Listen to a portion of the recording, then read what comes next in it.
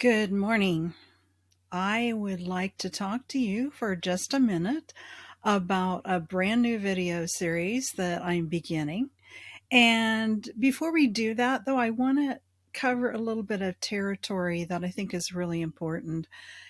And that includes a question: can your marriage be saved? I wish I could say yes to everyone who asks me that question. Unfortunately, or perhaps fortunately, you're not the only one who has a say in the matter.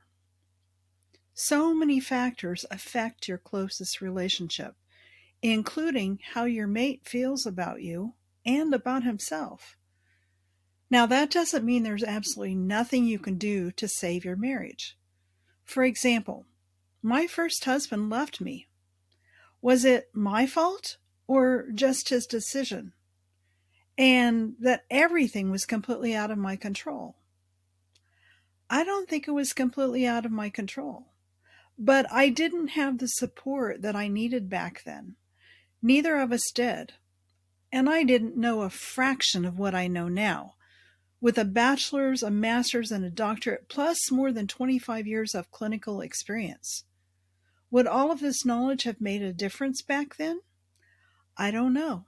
But I still wish I would have known then what I know now. In the process of processing my own growth in the aftermath of divorce, I learned some vital information about men and even more vital information about myself. And you can too, but only if you're open to letting go of outdated examples and learning something new. If you're not ready, that's okay. Being ready to learn and grow isn't something you can just decide to do. It's actually more like learning to walk. At 2 months of age, you didn't just suddenly decide you were going to learn how to walk. You had to wait until you were physically ready for it before it even crossed your mind. First, your muscles developed and became more coordinated through a whole series of seemingly unrelated exercises. Then one day you were ready. So it's okay if you're not ready for this now either. But if you are ready, this video series is for you. Hello, I'm Dr. Debbie. When I was working as a clinical psychologist in Southern California, I loved to do seminars and workshops for men, women, and couples. My favorite couples workshop turned into my first published book. Actually, I wrote the first edition of this book for the workshop. I wanted the women, in particular, to have something to take home and study, something they could continue to use as a manual for marriage. So each woman got a copy of the book's first draft in a 3-ring binder. This fun and fact-filled all-day workshop started at 9 a.m. and ended at 9 p.m. I started out with the men in the morning. We had a great breakfast buffet with plenty of bacon and eggs and sausage, orange juice and coffee, all the good stuff guys are told to avoid. Well, then we sat around the table, just me and the guys, talking about women. The conversation starter was, what bugs you most about women? I got to tell you, it was a lively and light-hearted discussion, but it wasn't long before the topic took a more serious note. I'd been counseling men for several years at that point, but I was surprised by their vulnerability, by the way they supported one another, and most of all, that I was allowed to be in this sacred space with them. I also knew that men like bullet points, as in, can you get to the point? So I'd given each man a half sheet of paper with the numbers 1, 2, and 3 down the left-hand side, because I had 3 points to my presentation. It seemed like a good idea. I finished my first point and said, okay, number 2. One of the guys immediately said, number 2, I already have like 10 things written down. Evidently, the outline in my head was more apparent to me than my verbal expressions were to him. We all chuckled and moved on to number 2. But I made a note to myself. Men listen in sentences, while women speak in paragraphs. No wonder we confuse them. The husbands left after the breakfast, and their wives arrived about noon for a lovely buffet luncheon in the courtyard. Then we moved into the chapel, where I spent the next several hours trying to explain what men think, how they feel, and why they do the things they do, instead of something else. More than one woman had a puzzled look on her face that afternoon. It's a good thing they had a book to take home with them. In both the husbands and wives sessions, I'd used the waltz as a way to conceptualize the dance of romance that we call a happy marriage. So, as part of my own dream come true, we had a dance that evening where we could put into practice what we'd learned that day in a fun and delightful way. The ladies left the campus and returned a couple of hours later with their husbands, all dressed up for dinner and dancing in the courtyard under sparkling lights with the gentle breeze of a fall evening. We learned, we laughed, and we played old-fashioned parlor games under the guidance of my favorite leader, the one and only, totally amazing, cute boy. When registering for the event, one of the women had told me she was really worried about my ability to conduct a 12-hour workshop. Won't you be exhausted? My face lit up. You don't understand, I said. I'm doing a workshop from 9 a.m. to 4 p.m. Then I'm going dancing.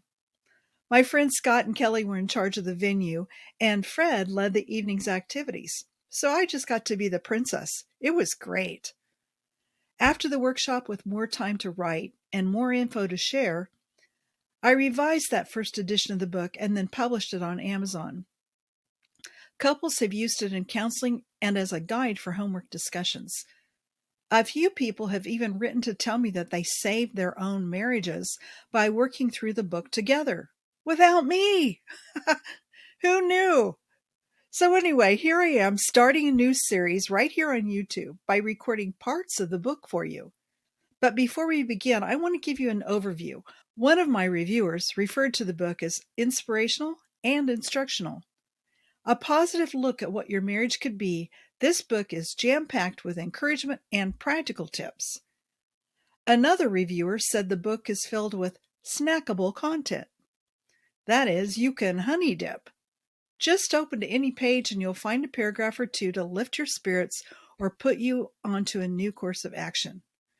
28 chapters are divided into 7 parts. Part 1, Your Love Story Matters. What happened to you growing up matters because it taught you about life and love and God.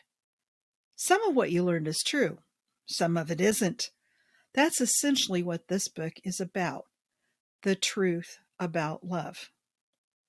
Part 2, Our Father's Love Story. Starting with creation, that means Adam and Eve, and ending with the 5th chapter of Ephesians, thus the title of the book, this part could easily be named The Gospel According to Dr. Debbie. It's a serious and lighthearted recap of how things went south in the beginning, providing a new paradigm for redeeming and restoring the male-female relationship as God intends it to be. Part 3, The Psychology of Relationships. Based in years of marital research, this part explains the science of love and what makes marriage work. Part 4, The Beauty of a Woman. These are the 3 bullet points, plus one overarching principle that I gave to those men that Saturday morning in Costa Mesa. Part 5, The Wonder of a Man. This is the longest part of the book because women are as confused about men as men are about women, and because women like lots of stories and details. It covers the stages of male development, why they do what they do, and how you can inspire your husband to be a better man. I also provide a succinct description of men's emotional needs. Your husband will probably never give you this list, but many men have told me I got it right, so it's worth your consideration. If you're brave, you can even ask him if I'm right. Part 6, Life at the Tower of Babel. If you remember that story from the Old Testament, it was all about communication, and this part is too. It's about our communication differences and the fact that sex means way more than we think it does. Finally, Part 7, Submission in the 21st Century explains what submission is, and just as importantly, what it isn't. By the way, while writing this part, I learned something new about myself. Most people read Ephesians 5 romance more than once. The first time, they read it from their own perspective. That is, they focus on how I describe their own gender's experience, and they end up feeling understood and valued and wanting more for their marriage. The second time, they read it to learn about their mate, and that means even more surprises. I always encourage couples to ask one another if they think I got it right. Did I explain their own perspective correctly? If not, what is different for you? Some have even used Ephesians 5 Romance as their couple's devotional book. Even non-believers, believe it or not. It has proven to be a great way to open discussions about beliefs and values, whatever those may be. So, I hope you'll join me here on YouTube, and if you watch the entire series, I just might have a surprise coming for you at the end. So take care, and I'll see you soon with the first lesson from Ephesians 5 Romance, the truth about love.